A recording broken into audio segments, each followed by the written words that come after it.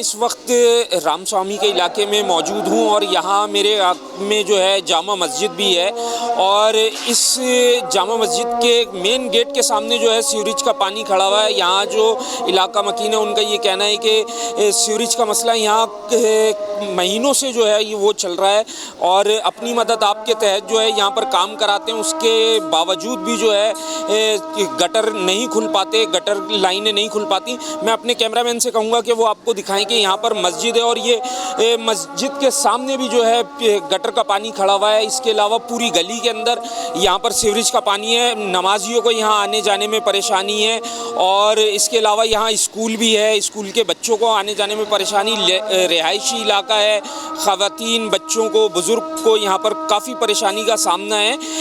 इसी हवाले से हम जो है यहाँ पर शहरियों से बात करते हैं, यहाँ के जो इलाका मकीन है उनसे बात करते हैं। आइए चलें।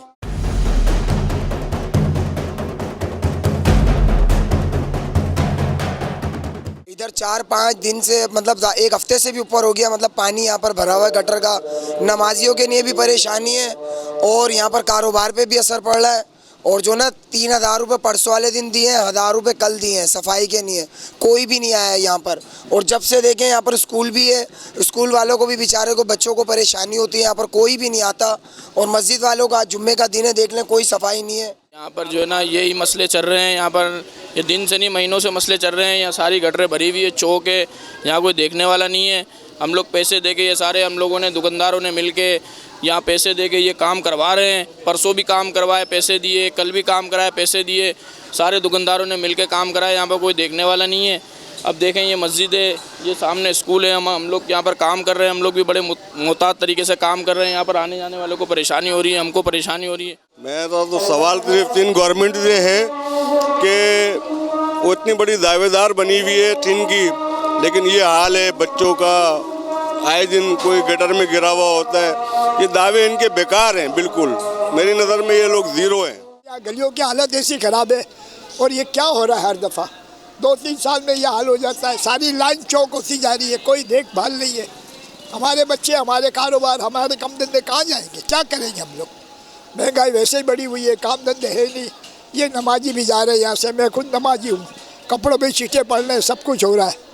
हम किसको जाके कहें? ये तकरीबन जब से देखो रोज़ अक्सर ये भर जाता है। ये मस्जिद भी इधर साथ है, लोग नमाजी परहेजगार बेचारे जाते हैं, परेशान लेडीज़ होते हैं, बच्चे कोई स्कूल हैं, बच्चे परेशान, उनकी लेडीज़ से लेने आती हैं, वो परेशान है। इतनी मुसीबत है, 2 स्कूल हैं इधर, कोई पूछने वाला नहीं है। कम से कम ये गली, अभी कल भी लोगों ने मिला के कुछ खुलवाया, फिर वही भर गया। समझ से बाहर है, ये तो परेशान हो गए।